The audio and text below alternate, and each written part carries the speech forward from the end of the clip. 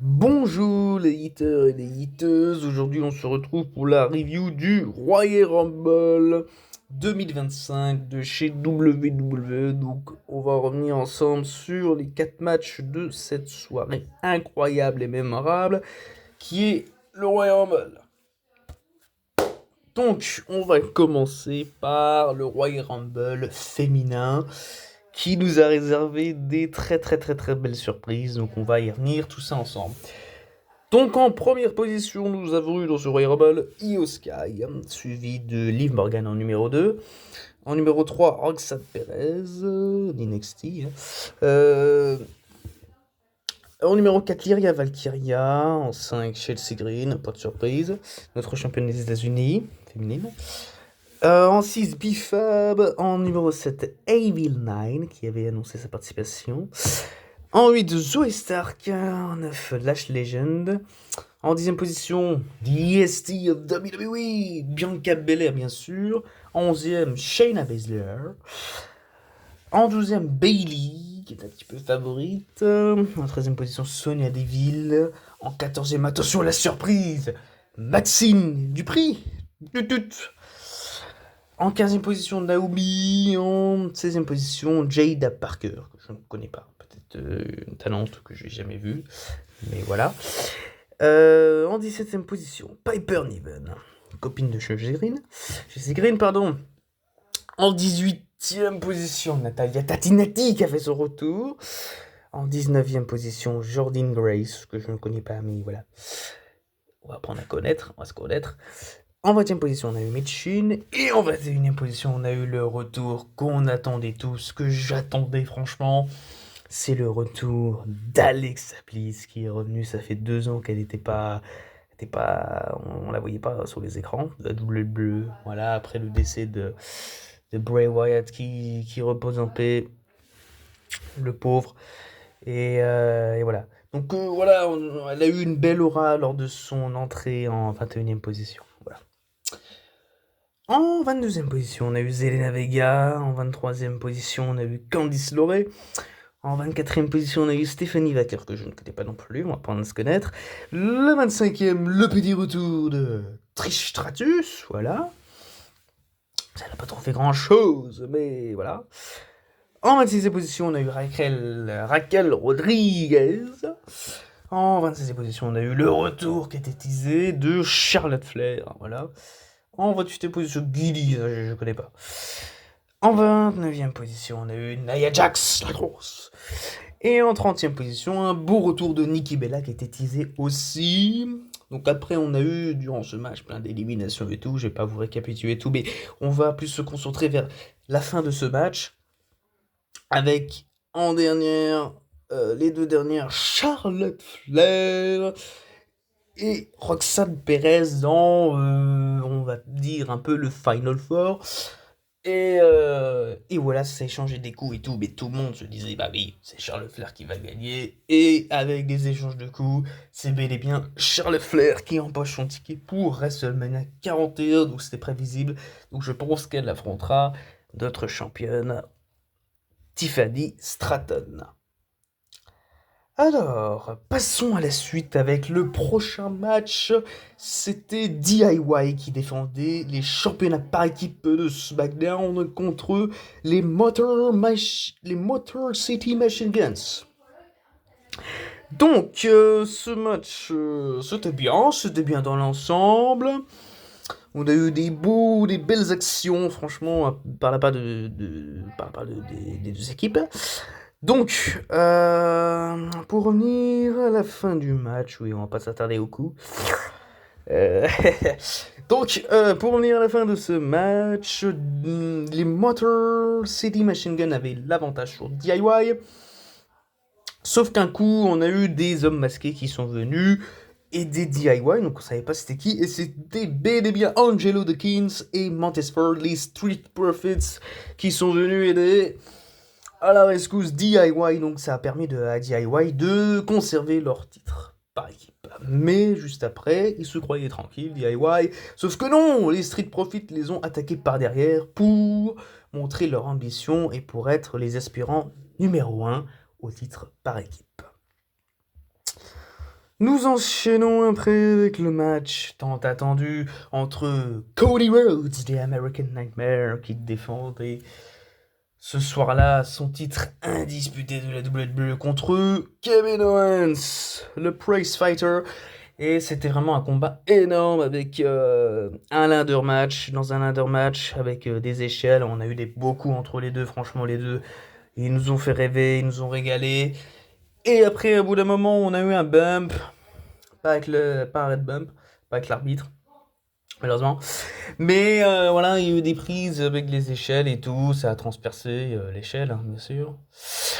Et les deux étaient KO et Sami Zayn a fait son apparition avec les arbitres pour voir si tout allait bien. Donc il a plus vérifié l'état de santé de Kevin Owens que Cody Rhodes, même si lui avait foutu un Hello Kick à Monday Night Raw, mais ça on s'en fout. Et après, les deux se sont réveillés et à un moment du match, Kevin Owens a été sur la table des commentateurs pour faire pas le pile driver, mais sa prise qui fait la prise interdite, le Pulse Package, je crois, ou ça s'appelle comme ça. Et il voulait faire ça à Cody Rhodes, sauf que Cody Rhodes l'a contré avec une espèce de powerbomb, mais à travers l'échelle, et ça a tapé la tête. Et Cody Rhodes a pu grimper après par la suite l'échelle pour la victoire. Et il a récupéré les deux ceintures, vu que lui, il avait sa ceinture originelle, et Kevin Owens l'avait piqué la Golden Belt à Sunday Main Event. Maintenant, il a les deux ceintures. Cody Rhodes est toujours champion. Et toujours notre champion indisputé. Excusez-moi. Donc, maintenant, nous allons partir vers le Royal Rumble, sur la review du Royal Rumble masculin. Le match, voilà, le match qui a opposé 30 participants. Et là, ça a donné, franchement, des belles surprises dans ce match, dans le Royal Rumble masculin. Donc on a commencé avec les deux luchadors, Rey Mysterio et Penta, qui a effectué son premier Royal Rumble ce soir-là. En troisième position, on a eu Chad Gable. En quatrième position, Carmelo Hayes. En cinquième position, Santos Escobar. En sixième position, Otis. En septième position, Braun Breaker, notre champion actuel intercontinental. Le huitième, c'était Akira Tozawa, mais qui s'est fait attaquer parce que s'est fait attaquer par Carmelo Hayes qui était éliminé. Donc voilà, la sécurité est venue et tout, les médecins pour voir l'état de santé d'Akira Tozawa. Et les médecins ont dit il est pas clean, il est pas clair pour combattre.